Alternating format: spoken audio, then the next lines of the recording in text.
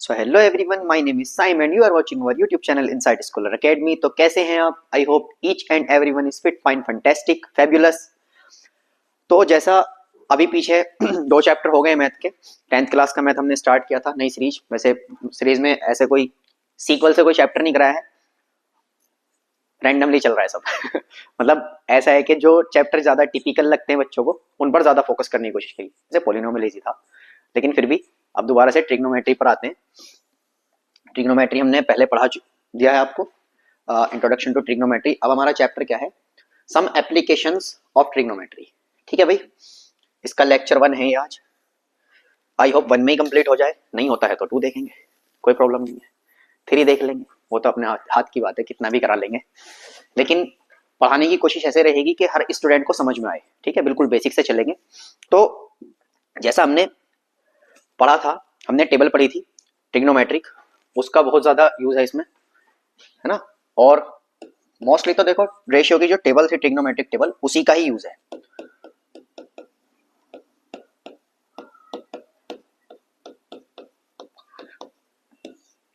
याद होगी, sine cos ten के वैल्यू निकाली थी ना मैं, जैसे साइन 0 की, 30 की, 45 की। ठीक है भाई, और 60 की और 90 की, इनकी वैल्यू थी क्या थी? 0, 1/2, 1/√2, √3/2 और लास्ट में थी 1। ठीक है, तो इसी तरह से वैल्यूज का बहुत ज्यादा यूज है। ठीक है, ये तो सभी को बता रखी है, याद करने के लिए बोला भी था। आई होप करीबी होंगी, बुक में भी है। तो साइन कोस टेन रेशियोज पर ही पूरी ट्रिग्नोमेट्री है, तो मैं बता चुका हूँ। बेसिकली इस चैप्टर को पहले बोला जाता था हाइट एंड डिस्टेंस, जो हमें इसमें पढ़ना भी है। एक टावर हो गया, उससे कुछ डिस्टेंस पर कोई पॉइंट है, उसको फाइंड करना है। तो ये जो चैप्टर है उसको बोलते हैं हाइट एंड डिस्टेंस। लेकिन अब क्या है, क्योंकि ट्रिग्नोमेट्री में इतना ज्यादा कुछ बचा नहीं है, तो 2 ही चैप्टर दिए हैं हमारे पास, एक इंट्रोडक्शन टू ट्रिग्नोमेट्री और दूसरा है सम एप्लीकेशंस ऑफ ट्रिग्नोमेट्री। ठीक है, सम एप्लीकेशंस में दे दिया, एप्लीकेशन में और भी ज्यादा चीजें आती थी पहले, लेकिन अब ऐसा नहीं है। ठीक है, चलिए आगे देखते हैं। ज्यादा टाइम ना खराब करते हुए आपको इंट्रोडक्शन देते हैं इसका सिंपली। तो ये तो आपको बता दिया मैंने क्या होता है, कि चैप्टर का नाम क्या है। चैप्टर का नाम पहले होता था हाइट एंड डिस्टेंस। ठीक है भाई, तो इसमें आपको 2 ही चीजें समझनी है मेन। तो एक समझना है एंगल ऑफ एलिवेशन। ठीक है, angle of elevation. Angle of elevation क्या होता है? Which is made above the horizontal plane, horizontal plane। ठीक है भाई, देखिए जैसे कोई हॉरिजॉन्टल प्लेन है, अब इससे मुझे एक एंगल बनाना है, तो मैं क्या बनाऊंगा? एंगल बनाऊंगा ऊपर से, मतलब ऊपर की तरफ। ठीक है, अबाउट द हॉरिजॉन्टल प्लेन। इस हॉरिजॉन्टल प्लेन से कहां बनाया मैंने? एंगल बनाया है ऊपर की तरफ। ये हॉरिजॉन्टल प्लेन है, इससे कहां की तरफ एंगल बना है भाई? ऊपर की तरफ एंगल बना है। तो ये वाला जो एंगल बनेगा, सेज दैट ये 30 डिग्री है, तो यही होगा एंगल ऑफ एलिवेशन। क्या होगा भाई? Angle of elevation. ज्यादा टाइम नहीं खराब करेंगे, बहुत सिंपल, बहुत सिंपल लैंग्वेज में बताने की कोशिश करेंगे। ठीक है, दूसरा क्या होता है? दूसरा होता है एंगल ऑफ डिप्रेशन।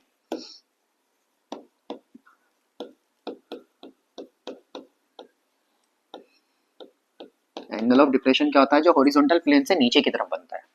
ठीक है, below the horizontal plane, about the horizontal plane, below the horizontal plane, इतना ही बताना है। ठीक है, जैसे कोई हॉरिजॉन्टल प्लेन है, अब यहाँ कोई इंसान खड़ा है।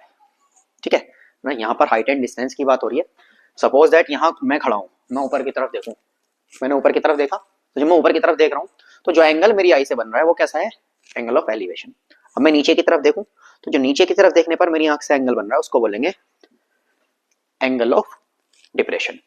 ठीक है भाई, नीचे की तरफ मैं कोई एंगल बनाता हूँ, तो ये जो एंगल बनेगा, सेज दैट ये भी 30 ही डिग्री मान लेते हैं, कोई दिक्कत नहीं है।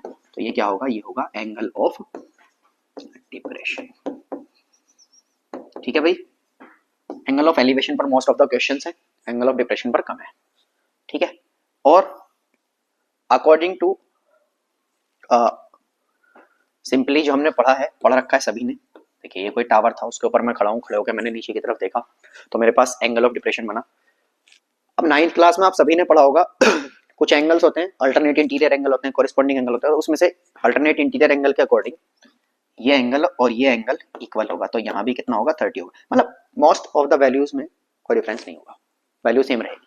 ठीक है, most of the time value simply same ही रखते हैं, उससे कोई इतना फर्क पड़ने वाला नहीं है। क्योंकि देखो मैंने जो एंगल बनाया है वो अंदर की तरफ नहीं है, वो कहाँ है, बाहर की तरफ ही है, क्योंकि वो बन तो हॉरिजॉन्टल प्लेन से ही रहा है। दोनों कंडीशन में हाइट एंड डिस्टेंस में जो एंगल बनता है वो हॉरिजॉन्टल प्लेन से ही बनता है, चाहे वो अंदर के नीचे की तरफ बना हो चाहे ऊपर की तरफ बना हो, बनेगा हॉरिजॉन्टल प्लेन से ही। ठीक है, टाइम खराब नहीं कर रहे, सीधा क्वेश्चन। क्वेश्चन क्या कहता है, a circus artist is climbing a 20 metre rope. देखिए इस पर कोई सर्कस का आर्टिस्ट चल रहा है, ये ले भाई बहुत खूबसूरत है, ठीक है, इस पर चल रहा है। अब which is tightly stretched and tied from the top of the vertical rope of the ground. देखिए ये कोई रोप है, खंबा है, ठीक है, वर्टिकल रोप है जिससे इसको बांधा हुआ है, टाइटली स्ट्रेच्ड। ठीक है, find the height of the रोप, हमें बतानी है हाइट ऑफ द रोप। क्या बताना है भाई, हाइट ऑफ द रोप। ठीक है, अच्छा नहीं लग रहा, हाइट ऑफ द रोप बतानी है, हमें बतानी है भाई हाइट ऑफ द रोप। चलिए, if the angle made by the pole with the ground level, देखिए एंगल जो बन रहा है कैसा बन रहा है, ग्राउंड लेवल के साथ बन रहा है, तो कैसा होगा, एंगल ऑफ एलिवेशन। क्या होगा, एंगल ऑफ एलिवेशन। तो देखिए ये ट्रिग्नोमेट्री में मैंने बहुत ब्रीफली बताया था, इस एंगल से देखना है हमें, हमारे पास क्या है, हाइपोटेन्यूस है, और हमें साथ में क्या चाहिए, परपेंडिकुलर चाहिए। So we know that sine theta is equals to what, perpendicular upon hypotenuse, and sine theta की जगह आ जाएगा 30 इज इक्वल्स टू, परपेंडिकुलर क्या है, ए बी, और हाइपोटेन्यूस कितना है भाई, ए सी। तो साइन 30 की वैल्यू क्या आती है, 1/2 is equals to A B, इसको मान लेते हैं h, हाइट मान ली क्या, h, क्या आ जाएगा h अपॉन ए सी, ए सी कितना है भाई 20, तो यहां से हमारी जो वैल्यू आ जाएगी h इक्वल टू आ जाएगा 20/2 and h is equals to 10 metre. तो हाइट कितनी है भाई 10 मीटर, कितनी है 10 मीटर। ठीक है भाई, चलिए नेक्स्ट देखते हैं, सॉरी नेक्स्ट क्वेश्चन है, a tree breaks due to storm and broken part bends to the that the top of the tree touches the ground making an angle of 30 degree with it. देखिए क्या हुआ, एक पेड़ टूट गया, ठीक है भाई, क्या हुआ, एक पेड़ टूट गया, अच्छा लगा, ठीक है, एक पेड़ ऐसे था, अब ये पेड़ क्या हुआ, हवा चली, आंधी आई, तूफान आया और टूट गया, और टूटने के बाद ये वाला जो पार्ट था ये ऐसे झुक के ग्राउंड को टच करने लगा। ठीक है, थोड़ा लग रहा होगा छोटा वाला, उससे कोई फर्क नहीं पड़ रहा, कोई स्केल से तो हम नाप के बना नहीं रहे। ठीक है, और ये ग्राउंड को छूने लगा। अब क्या बोला है, देखो क्या बोला, top of the tree touches the ground making angle of 30 degree. Top of the tree ये रहा, और ये कहाँ ग्राउंड को टच कर रहा है, ये कर रहा है, ठीक है भाई, कितने डिग्री का एंगल बना रहा है 30 डिग्री का। ठीक है, the distance between the foot of the tree to the point where the top touches the ground is 8 metre. देखो फुट ऑफ द ट्री ये रहा, और जहां पर इसका टॉप टच कर रहा है उसका डिस्टेंस कितना दे रखा है 8 मीटर। ठीक है, find the height of the tree, तो हमें हाइट बतानी है, इतनी नहीं इतनी बतानी है पूरी। ठीक है भाई, चलिए देखते हैं सॉल्यूशन।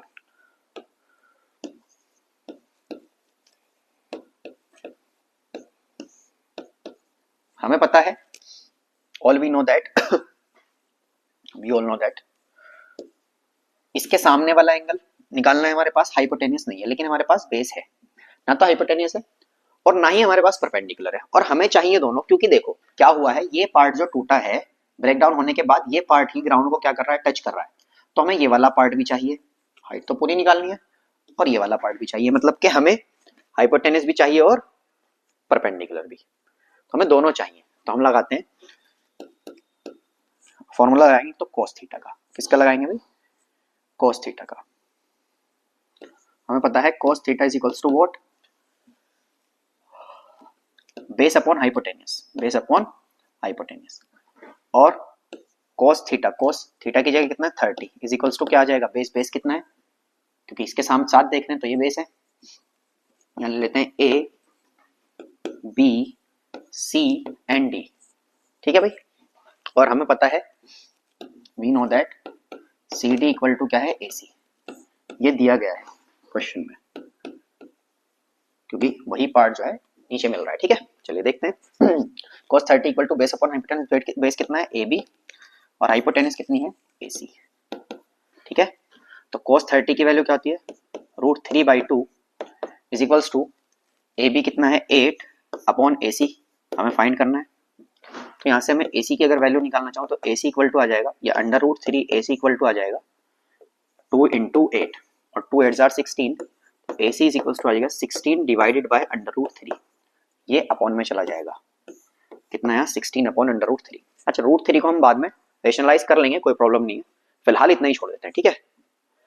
फिर मैंने बताया किसकी वैल्यू चाहिए हमें, tan थीटा। tan थीटा क्या होता है परपेंडिकुलर बाय बेस, और tan थीटा थीटा कितना 30 और परपेंडिकुलर क्या है हमारा देखो BC, कितना है BC और अपॉन में बेस क्या है AB।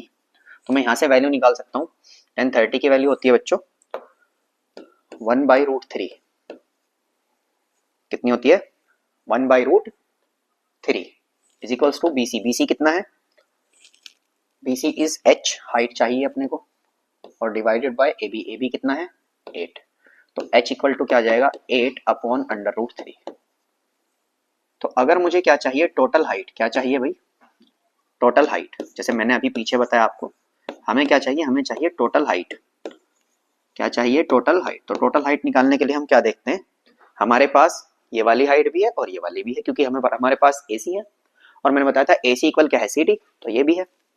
तो टोटल हाइट क्या होगी BC प्लस CD, और BC कितना है 8 अपॉन √3 प्लस CD कितना है 16 अपॉन √3।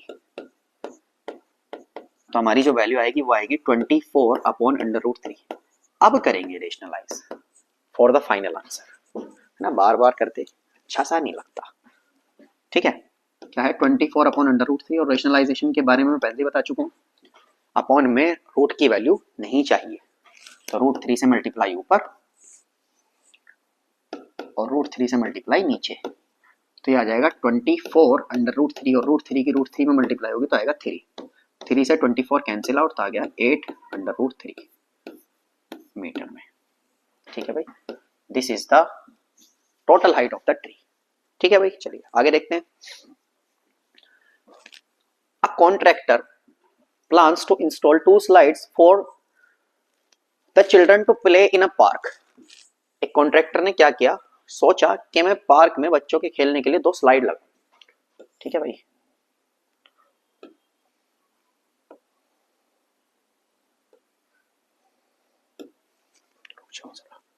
क्या सोचा मैं बच्चों के खेलने के लिए क्या लगाऊं, स्लाइड्स लगाऊं,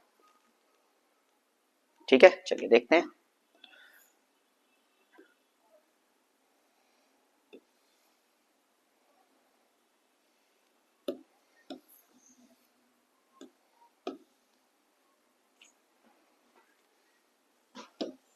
ठीक है भाई, देखिए 2 स्लाइड हो गई। चलिए क्या बोला है आगे क्वेश्चन में, ठीक है। Children for play in the park, for the children below the age of 5 she prefers to have a slide whose top is height of 1.5। कुछ बच्चों के लिए उसने 1.5 मीटर के स्लाइड बनाई, ठीक है भाई। फिर क्या बोला है, and is inclined at the angle of 30 degree, जो 30 डिग्री पर क्या था इंक्लाइन था। चलिए आगे क्या है, दूसरा बोला है whereas the elder children she wants to have a steep slides at the height of 3 metre. बड़े बच्चों के लिए 3 मीटर की स्लाइड लगाई, ठीक है, हाइट ऑफ 3 मीटर। और क्या बोला है, जो एंगल बना रही है कितना 60 डिग्री, वैसे एक जैसे लग रहे हैं क्योंकि कॉपी मारा है लेकिन अलग अलग है, ठीक है। आगे क्या बोला है, an incline an angle of 60 degree to the ground, what should be the length of the slide in each case. हमें ये बताना है हर केस में कि क्या लेंथ होगी। इसको मान लेते हैं ए बी सी, इसको मान लेते हैं P Q and R also, ठीक है। चलिए इन एबीसी, एबीसी की बात कर लेते हैं, ठीक है। चलिए हमारे पास क्या क्या है, अपने पास है देखो कुछ चीजें, जैसे कि हाइट है और हमें क्या चाहिए, हाइपोटेनस चाहिए, मतलब परपेंडिकुलर और हाइपोटेनस चाहिए। तो मैं लगा सकता हूँ साइन थीटा, और साइन थीटा इक्वल टू क्या होता है, परपेंडिकुलर बाई हाइपोटेनस, और साइन थीटा की जगह एंगल है 30 डिग्री, इक्वल टू हो जाएगा perpendicular which is BC and hypotenuse which is AC. Then we can say that 1/2 is equals to BC. BC is what? 1.5 and divided by AC. The AC will become 2 into 1.5. Now we can say that the final value of AC will become 3 meter. वाह sir English, ठीक है। कितना है answer, 3 metre. Next देखते हैं। अच्छा दूसरे वाले को कॉपी मार लेते हैं इधर से।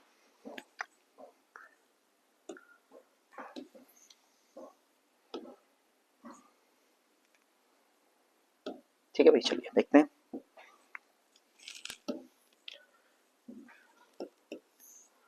इन पी क्यू आर की बात कर रहे हैं।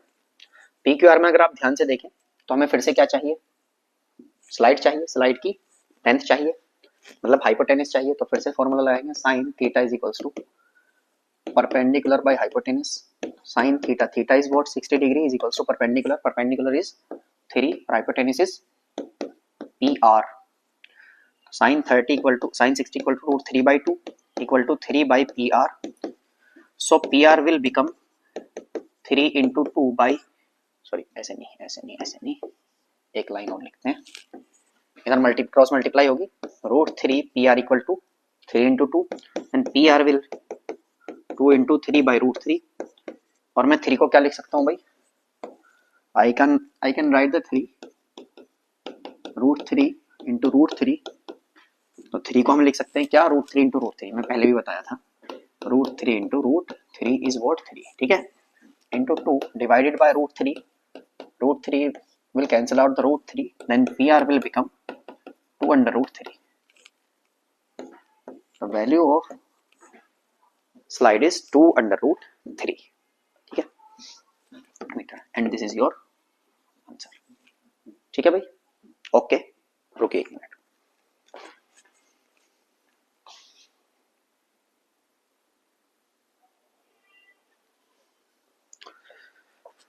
ठीक है भाई, देखते हैं जरा आगे। अच्छा क्या कह रहा था, angle of elevation of the top of the tower from a point on the ground. देखिए क्या बोला है, angle of elevation of the top of a tower. चलिए एक टावर है, इतना तो समझ में आया, जिस पर एंगल ऑफ एलिवेशन बना हुआ है, ठीक है भाई। चलिए which is 30 metre away from the foot of the tower. एक पॉइंट है कहीं जो उस टावर के फुट से कितने दूर है, 30 मीटर की दूरी पर है, ठीक है भाई। उस पॉइंट से देखने पर जो एंगल ऑफ एलिवेशन बना टावर का वो 30 डिग्री बना। कितना बना, 30 डिग्री बना। फुट इज कितने मीटर अवे, 30 मीटर अवे, ठीक है। ए बी सी और एंगल कितना बना भाई, 30 डिग्री। क्या पूछा है हमसे, find the height of the tower, ठीक है। हमें पता है tan थीटा, क्या पता, देखो tan थीटा, tan क्यों लिया, हमें हाइट चाहिए, क्या चाहिए, हाइट। और हम सबको पता है कि जो हाइट होती है वो किस में होती है, या मैं कह सकता हूँ बेस और हाइट किस में होती है, 10 में होती है। इतना तो याद करा था ना, पापा बीड़ी पियोगे, हाँ हाँ बेटा, बताया था ना मैंने, पापा बीड़ी पियोगे, हाँ हाँ बेटा। मतलब हमारे पास क्या है, perpendicular upon base and which is in tan theta. हमें क्या चाहिए, परपेंडिकुलर चाहिए और बेस अपने पास है। तो tan theta is equals to what, perpendicular upon base. तो theta is what 30, tan 30 is equals to क्या आ जाएगा भाई, perpendicular which is h and base which is AB। tan 30 की वैल्यू होती है 1/√3 is equals to h upon AB। AB की वैल्यू है 30, h equal to what 30 upon under, cross multiply हुई है, इसकी इधर हुई है, इसकी इधर हुई है। या मैं ऐसे कह सकता हूं कि सीधा मैंने h को यहां छोड़ दिया, ठीक है, और मैं 30 को ऊपर ले गया। ओहो बन गया अब। तो h की जो वैल्यू आई है वो क्या आई है भाई, h is 30 upon under root 3। तो अंडर रूट 3 से ऊपर नीचे मल्टीप्लाई कर लेंगे, मैंने बताया रेशनलाइज करना होगा। तो h equal to 30 under root 3 upon 3 से 30 कैंसिल आउट, तो h equal to 10 under root 3 metre. तो कितनी आई है भाई, हाइट आई है 10 अंडर रूट 3 मीटर। ठीक है भाई, समझ आया। चलिए नेक्स्ट देखते हैं। A kite is flying at a height of 60 metre above the ground. एक काइट जो है वो उड़ रही है ग्राउंड से 60 मीटर की ऊंचाई पर। कितने मीटर की ऊंचाई पर, 60 मीटर की ऊंचाई पर। ठीक है भाई, चलिए ये मान लेते हैं हमारी जो काइट है वो 60 मीटर की ऊंचाई पर उड़ रही है। यहाँ पर हमारी काइट है कोई, ठीक है। मेरी ड्राइंग बहुत बुरी है, फिर भी समझने की कोशिश करो। ये काइट है, उड़ी उड़ी रे पतंग मेरी, उड़ी उड़ी जाए दिल की पतंग, देखो उड़ी उड़ी जाए। चलिए क्या है, 60 metre above the ground level. The string attached to the kite is temporarily tied to a point on the ground. जो रस्सी से वो बंधी हुई थी उसको टेम्परेरीली बांध दिया कहीं पर ग्राउंड पर, ठीक है। The inclination of the string with the ground is 60 degree. String का इंक्लेशन बना ग्राउंड के साथ, वो कितने डिग्री का बना, 60 degree. Find the length of the string. ठीक है, हमें बताना है क्या, लेंथ ऑफ स्ट्रिंग, ये बताना है। ठीक है, चलिए समझ आ जाएगा, वैसे सिंपल है। चलिए देखते हैं, एबीसी लिख लेते हैं। अच्छा सा लगता है सर, अच्छा लगता है इतना करने में। चलिए सॉल्यूशन क्या है भाई, हमारे पास क्या क्या है, अपने पास है हाइपोटेनियस, सॉरी परपेंडिकुलर और हाइपोटेनियस अपने हमें चाहिए। तो हम क्या करेंगे, sine theta is equals to, हमें पता है क्या होता है, परपेंडिकुलर बाय हाइपोटेनियस, और एंगल कितना है 60, साइन 60 विल बी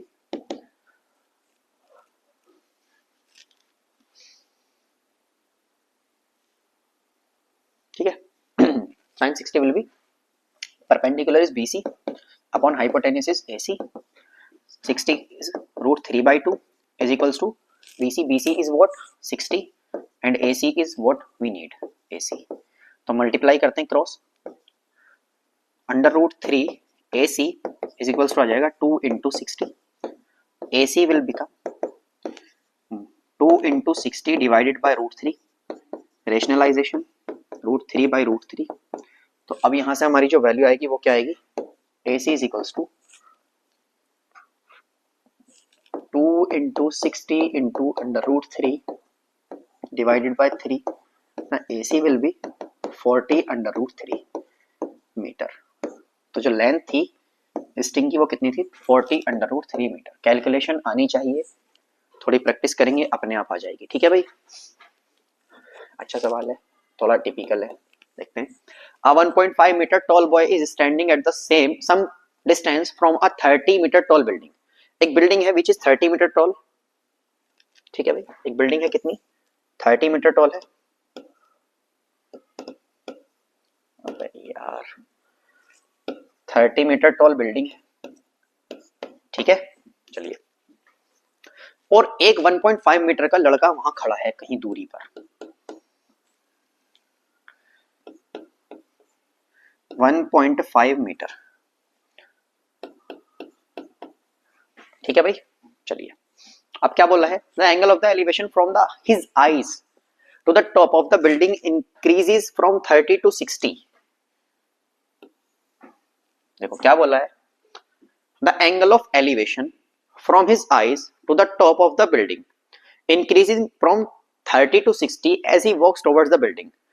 वो लड़का चलना शुरू किया किधर, बिल्डिंग की तरफ, और यहां आते आते जो उसकी आंख से एंगल बन रहा था वो 30 से बढ़कर कितना हो गया, 60 हो गया। ठीक है, अच्छा ऐसे नहीं, ऐसे आंख से, ठीक है। आंख से क्यों बोल रहा है, क्योंकि उसकी जो हाइट है उसको हमें माइनस करना होगा टोटल हाइट में से। ठीक है, जब कभी ऐसा क्वेश्चन देना, एक इतना ऊंचा लड़का या लड़की या कुछ भी, तो हम क्या करते हैं, सबसे पहले उस चीज को माइनस करते हैं। ठीक है भाई, क्या करते हैं, उस चीज को माइनस करते हैं। चलिए देखते हैं। अच्छा यहां से ही मान लेते हैं ए बी सी, अच्छा इसको डी मान लेते हैं, ठीक है, बी डी, इसको ई मान लेते हैं। ई ए बराबर बी डी होगा, ठीक है। ई ए इक्वल टू क्या होगा, बी डी, और बी डी जो है हमारा वो कितना हो जाएगा, ई ए था 1.5, तो बी डी भी 1.5। तो मैं यहाँ से अगर बी सी की वैल्यू निकालूं तो हमारी आ जाएगी D C minus B D. तो बी सी की वैल्यू क्या आ जाएगी भाई, D C is 30 minus B D is 1.5। तो बी सी कितना आ जाएगा भाई 28.5 मीटर। ठीक है भाई, कितना है 28.5 मीटर। ठीक है, चलिए आगे देखते हैं। इसने बोला है find the distance as he walk towards the building. हमें ये वाला डिस्टेंस बताना है कि कितना बिल्डिंग की तरफ चला। ठीक है, चलिए एंगल कितना था यहाँ पर 30 डिग्री और बढ़कर हो गया 60 डिग्री। ठीक है, जितना ज्यादा एंगल ऐसा होता ना, ऊपर को जितना ऊपर को देखोगे उतना एंगल बढ़ता चला जाएगा, जितना सीधा देखोगे उतना एंगल कम रहेगा। ठीक है, चलिए देखते हैं भाई।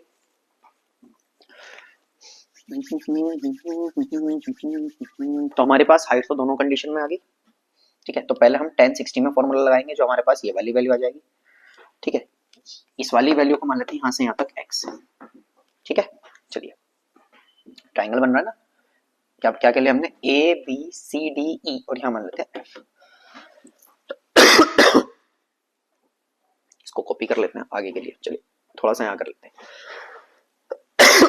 Sorry, in triangle F B C की बात कर रहे हैं। एफ बी सी में मैं कह सकता हूँ, क्योंकि मेरे पास परपेंडिकुलर और मुझे बेस चाहिए, तो मैं लगा सकता हूँ tan theta equal to was perpendicular by base. Tan theta is 60 degree and perpendicular is 28.5। ये क्या हुआ, माइनस क्या है बेटा, माइनस करके ही आगे होगा। And divided by base is x। 1060 is what, √3। 28.5 upon x। यहां से मैं वैल्यू निकाल सकता हूँ x, सॉरी मल्टीप्लाई करेंगे पहले, x की मल्टीप्लाई इधर हो जाएगी तो आ जाएगा √3x equal to 28.5। x will be 28.5 upon √3। कितना है भाई 28.5 √3। ये वैल्यू आई है x की, लेकिन मुझे x से तो लेना देना ही नहीं, मुझे ये वाली वैल्यू चाहिए। इसको मान लेते हैं भाई y। क्या मान लेते हैं y। चलिए, तो x प्लस y दोनों को जोड़ के जो बन रहा है हमारा, देखो क्या बन रहा है ab। ab equal to x plus Y. Copy मार लेते हैं इसको इधर।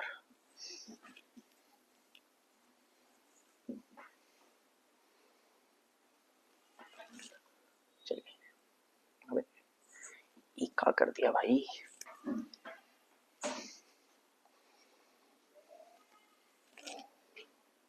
थोड़ा बुरा सा लग रहा है तो थोड़ा सा ठीक करके लिखता हूँ, क्लियरली समझ आएगा।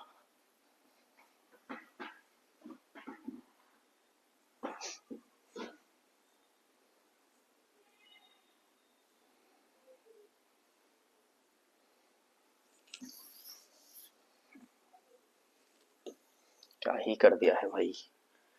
चलिए देखते हैं।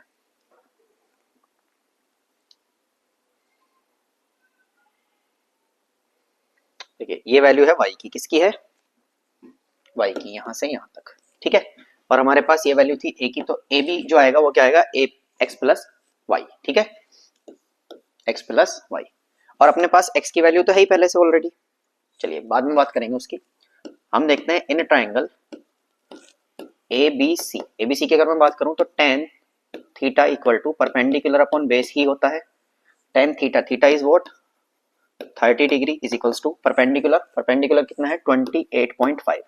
वो तो हमने माइनस कर लिया क्योंकि हम आंख से देख रहे हैं। मैंने बताया है जब हाइट देते हैं तो उसको माइनस कर देते हैं। आंख से देख रहे हैं ना, ऊपर से क्या होगी, उसकी जो टोटल हाइट होगी बॉय की वो माइनस हो जाएगी। ठीक है, अपॉन बेस कितना है भाई, बेस है हमारा ए बी। क्या है ए बी, और 1030 की वैल्यू होती है 1 upon √3 equal to 28.5 upon A B is x plus Y. ठीक है, क्रॉस मल्टीप्लाई हो जाएगी इधर। क्रॉस मल्टीप्लाई करेंगे तो क्या आएगा, x plus Y is equals to √3, या ऐसे लिख सकता हूं मैं, मल्टीप्लाई होगी इसकी इधर हो जाएगा 28.5 √3। ठीक है भाई, और x की वैल्यू हमने पीछे फाइंड की थी, पहले x इक्वल टू आ जाएगा, y इक्वल टू आ जाएगा 28.5 √3 माइनस x, और x की वैल्यू क्या थी भाई 28.5 अपॉन √3। तो y इक्वल टू आ जाएगा 28.5 √3 माइनस 28.5 अपॉन √3। क्रॉस मल्टीप्लाई होती है इसकी, इधर एलसीएम लेंगे आ जाएगा 28.5 इंटू 3 माइनस 28.5 डिवाइडेड बाई √3। अच्छा देखिए √3 की √3 में मल्टीप्लाई होगी तो 3 आ जाएगा, तो y इक्वल टू वॉट,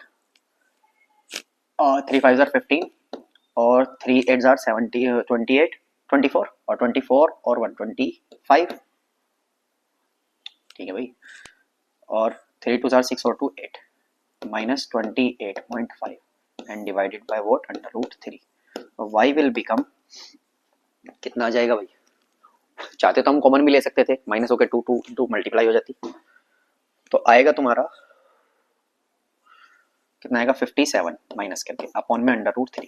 चलिए देखते हैं पॉइंट से पॉइंट, 15 में से 7 गए, सॉरी 8 गए 7 और यहाँ बच गए कितने 7, 7 में से 2 गए 5, ठीक है। y इक्वल टू रेशनलाइजेशन करेंगे, यहाँ से हमारी वैल्यू आ जाएगी कितनी 57 इंटू √3 डिवाइडेड बाय 3, 3 से कैंसिल आउट, तो y इक्वल टू आ जाएगा 19 √3। तो कितना चलेगा भाई, वो 19 √3 मीटर चलकर आगे जाएगा, ठीक है। फिर से देखते हैं एक बार, काफी अच्छा क्वेश्चन था। मैंने बताया जब कभी ऐसे हाइट देते हैं ना और फिर आई से बोलेगा तो माइनस कर लेना है उसको, ठीक है। 1.5 metre tall boy is standing at the some distance from a 30 meter tall building. The angle of the elevation from his eyes at the top of the building increases from 30 degree to 60 degree as he walks towards the building. Find the distance as he walks towards the building. Distance बताना है वो कितना चला, तो हमने उस distance को क्या मान लिया, y मान लिया, ठीक है भाई। और जितना वो चला उस पॉइंट से हमने बिल्डिंग तक के डिस्टेंस को मान लिया x। हमारे पास स्टार्टिंग इनिशियल जो एंगल था वो कितना था 30 और बाद में जो एंगल बना वो फाइनल एंगल होगा 60, ठीक है। तो पहले tan 60 लगाएंगे क्योंकि हमारे पास परपेंडिकुलर अपने को बेस चाहिए, x चाहिए, तो tan 60 लगाया, tan theta equal to perpendicular by base, cancel out हो गया, x इक्वल टू आ गया 28.5 बाई √3। अब अपने पास जो वैल्यू है क्या है, x है और y है, लेकिन हमें x की वैल्यू तो मिल गई, y की हमें चाहिए। तो हम अपने पास देखो एक एंगल बन रहा है, ट्राइंगल बन रहा है ABC, तो ABC की अगर मैं बात करता हूँ तो ABC में जो AB है वो x प्लस वाई बन के मिल रहा है, x प्लस वाई है, तो x प्लस वाई को मिलाकर क्या बन रहा है, AB बन रहा है, वो हमने लिख दिया ऊपर। वहां से अगर मैं वैल्यू निकालता हूँ y की तो आ जाएगी 28 सॉरी पहले वैल्यू निकाल लेते हैं पूरे x प्लस वाई की AB को रख के, ठीक है भाई। जो वैल्यू क्या है 28.5 अपॉन रूट, सॉरी साथ में √3 मल्टीप्लाई में, ठीक है। 30 डिग्री पर लगा रहे हैं, 30 डिग्री के लिए पूरा AB लेना पड़ेगा अपने को, AB लिया और दूसरा क्या लिया BC, AB बाई BC रखा, सॉरी BC बाई AB रखा परपेंडिकुलर अपॉन बेस, और परपेंडिकुलर 28.5 माइनस कर दी वैल्यू लड़के की हाइट को, ठीक है। तो क्या आ गया 28.5 √3। अब y की अगर मैं यहाँ से वैल्यू निकालता हूँ तो x इधर जाके माइनस करना पड़ेगा, x को माइनस किया 28.5 बाई √3, एलसीएम लेंगे √3 की मल्टीप्लाई होगी, मल्टीप्लाई करने के बाद 88.5 सॉरी 85.5 माइनस करेंगे 28.5 तो बचेगा 57 बाई √3 मल्टीप्लाई रेशनलाइजेशन और होने के बाद बचेगा 19 √3। चलिए भाई नेक्स्ट देखते हैं, from a point on the ground, ground के किसी एक पॉइंट से the angle of elevation of the bottom and the top of transmission tower fixed at the top of 20 metre high building. चलिए एक बिल्डिंग है 20 metre high, चलिए ऐसा बनाते हैं थोड़ा सा, ये बिल्डिंग है भाई 20 मीटर हाई, ठीक है। इसके ऊपर एक टावर है, क्या है भैया, इसके ऊपर है एक टावर, और भाई टावर, ये अपना आ गया टावर, ठीक है। अब देखो क्या बोला है क्वेश्चन में, एक 20 मीटर हाई बिल्डिंग के ऊपर एक टावर है, तो बिल्डिंग की जो हाइट है वो दी है 20 मीटर, इसके ऊपर अपना एक टावर खड़ा है, ठीक है। ग्राउंड के किसी पॉइंट से यहां से मान लेते हैं says that the angle of elevation of the bottom and the top of the transmission tower fixed at the point of at the top of 20 meter high building are 45 and 60। तो यहां से इसके बॉटम का और top का जो angle बन रहा है वो कितना है, एक तो बन रहा है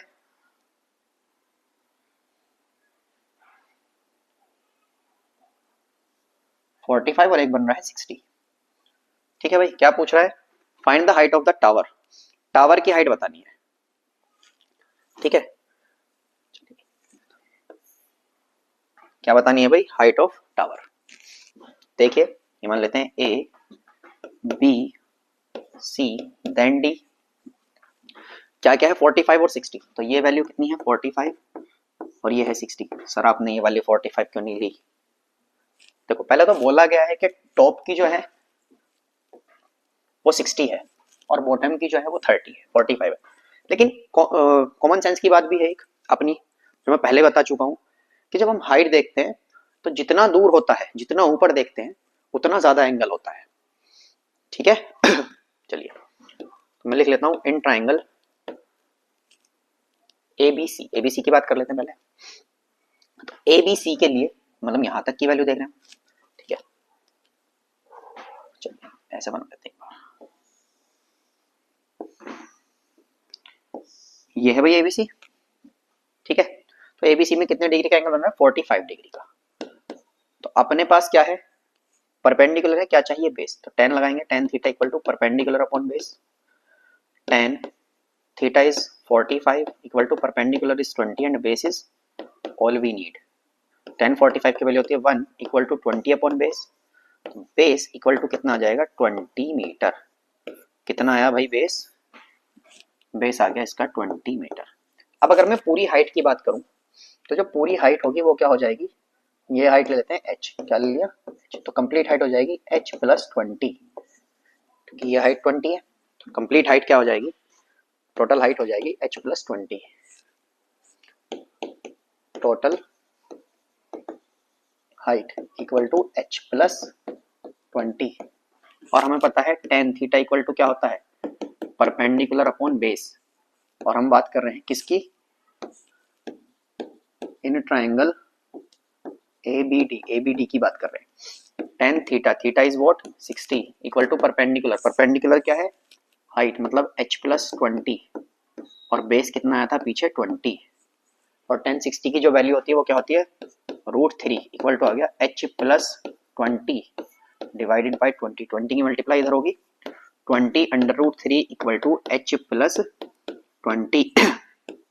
तो यहाँ से मैं h की वैल्यू निकालूंगा, यहाँ माइनस हो जाएगा 20 √3 माइनस 20, यहाँ से अपनी जो हाइट आएगी वो आ जाएगी h इन ब्रैकेट √3 माइनस 1, क्या है भाई √3 माइनस 1, कॉमन ले लिया आपने, ये मीटर में और यही फाइनल आंसर है आपका। चाहो तो आप इसकी मल्टीप्लाई कर सकते हो, √3 की वैल्यू होती है 1.732, ठीक है। चलिए एक तो पूरा कर ही दूं, तो h इक्वल टू कितना आ जाएगा 20 इंटू 1.73। अच्छा ये मत सोचना है कंप्लीट नहीं है, इतना ही आंसर होगा बुक में -1, तो h इक्वल टू क्या आ जाएगा 20 into 0.732, h equal to multiply करेंगे 2 4 जार 2 2 जार 4, 2 3 जार 6, 2 7 जार 14, आ गया 14.64, कितना है भाई 14.64 मीटर में। ये भी सही है, ये भी सही है, सब सही सही है, ठीक है। चलिए आगे देखते हैं। Statue 1.6 metre tall stands on the top of pedestal, एक पेडेस्टल के टॉप पर एक स्टैचू है विच इज 1.6 मीटर टॉल, ठीक है भाई। पेडेस्टल के टॉप पर क्या है, एक स्टैचू है जो कितना है 1.6 मीटर टॉल है। ये आ गया भैया स्टैचू, कितना है स्टैचू 1.6 मीटर का स्टैचू खड़ा है इसके पेडेस्टल, ये पेडेस्टल है, ठीक है भाई। From a point on the ground, ground के किसी पॉइंट से, चलिए मान लेंगे वो तो हम, the angle of elevation of the top of the statue is 60 degree. यहां से एंगल ऑफ एलिवेशन देखा किसका, टॉप ऑफ स्टैचू का, स्टैचू के टॉप का देखा कितना है भाई 60 डिग्री, ठीक है कोई दिक्कत नहीं है। फिर क्या बोला है, and from the same point, इसी पॉइंट से the elevation of the top of the pedestal is 45 degree. अच्छा पेडेस्टल के टॉप का भी देखा, या मैं कह सकता हूं कि स्टैचू के बॉटम का देखा, बात वही है, इतना कोई खास डिफरेंस नहीं होने वाला, ठीक है। तो कितना आया 45 डिग्री, हमें बतानी है हाइट ऑफ पेडेस्टल, कोई नहीं बता देंगे, इसको मान लेते हैं हम h, ठीक है। ये है a, ये b, फिर से c और d, यहाँ पर 45 डिग्री होगा और यहाँ पर 60 डिग्री भी है, ठीक है दिया गया है। चलिए कौन से वाले की बात करें पहले, चलिए एबीसी कर लेते हैं, ठीक है। इन ट्राइंगल ए बी सी, मैं फिर से फॉर्मूला लगाऊंगा tan theta, ten theta is what, perpendicular upon base, और थीटा कितना दिया है टेन 45 इक्वल टू परपेंडिकुलर, हमारे पास परपेंडिकुलर है एच और बेस क्या है बी, तो टेन 45 की वैल्यू होती है 1 equal to H upon B, तो बी की वैल्यू यहां से क्या आ जाएगी एच के इक्वल, बी इज एच, बहुत कम आएगा, बी इज एच, ठीक है। तो ये भी कितना आ गया एच, जितनी हाइट है उतनी ही दूरी पर ये है पेडिस्टल की हाइट के इक्वल, ठीक है। चलिए हमें हाइट ही तो बतानी है ना, हाँ ठीक है। दूसरे वाले की बात करते हैं, in a triangle A B D, अच्छा ए बी डी की बात कर लेते हैं। देखिए जरा ए बी डी में हमारे पास ये तो दिया गया है और ये भी है, तो मैं अगर बी डी निकालूंगा तो बी डी किसके इक्वल आ जाएगा, B C plus C D के, और बी डी यहां से अगर मैं निकालूंगा तो कितना आ जाएगा एच प्लस 1.6, कितना है 1.6 प्लस एच, तो हमारे पास same formula tan theta equal to क्या होता है perpendicular upon base, tan theta equal to perpendicular is B D upon base is A B, tan theta equal to, theta की जगह हम वैल्यू रख सकते हैं 60 is equals to B D, B D क्या था हमारा एच प्लस 1.6, एच प्लस 1.6, और ए बी है बेस, और बेस किसके इक्वल है एच के, ए बी क्या है देखो, A B is base and base is equal to H, तो यहाँ से हमारी वैल्यू आ जाएगी root 6 is equals to H plus 1.6 divided by H, H इधर आ जाएगा root 3 H is equals to H plus 1.6, H इधर आके माइनस हो जाएगा, root 3 H minus H will become 1.6, यहाँ से अगर मैं वैल्यू निकालता हूँ एच कॉमन लेंगे तो आ जाएगा root 3 minus 1 is equals to 1.6, या एच इक्वल टू आ जाएगा 1.6 divided by under root 3 minus 1।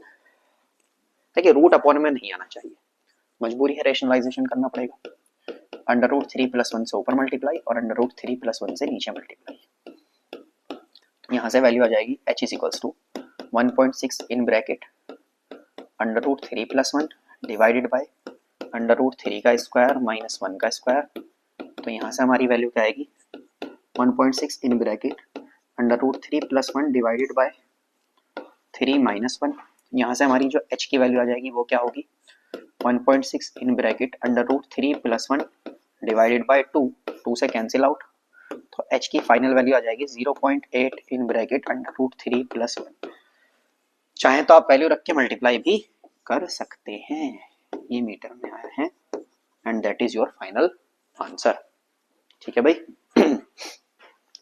तो काफी सारे क्वेश्चन हो गए, वैसे हाफ ऑफ द चैप्टर तो आई थिंक कंप्लीट हो गया, चलिए ठीक है भाई, ठीक है बढ़िया, काफी लंबी भी लाइक वीडियो हो गई शायद, तो इसलिए ये रोक देते हैं, वरना फिर आगे कराएंगे तो रिदम बन जाएगा, फिर मन छोड़ने का मन नहीं करेगा, कोई नहीं चलो, तो आज के लिए इतना ही, ठीक है। वीडियो को लाइक कीजिए, चैनल को सब्सक्राइब कीजिए और वीडियो को ज़्यादा से ज़्यादा शेयर कीजिए, अगर कोई क्वेरी कोई डाउट है तो कमेंट सेक्शन में आप हमें बता सकते हैं, ठीक है भाई। मिलते हैं अगले लेक्चर में, तब तक के लिए अल्लाह हाफिज़।